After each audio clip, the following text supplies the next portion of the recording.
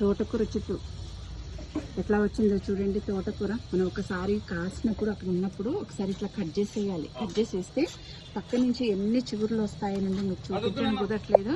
చూడండి ఎట్లా చిగుర్లు వచ్చేసి ఎంత ఆకు ఎట్లా వచ్చేస్తుందో. ఇదండి చాలా బాగానండి. ఇట్లా మనం కట్ చేస్తూ ఉంటే మనకు ఒక్క చెట్టు నుంచే ఎంత కూర తెంపుకోవచ్చునండి. నేను చూపిస్తాను మీకు ఇప్పుడు. చూడండి ఎంతలాగా చేతితో తెంపుతుంటేనే వచ్చేస్తుంది మనతో. చూడండి ఎట్లా వచ్చేస్తుందో కూర అంతాను. చూడండి మళ్ళీ ఎన్ని చిగుర్లు ఉన్నాయో చూడండి.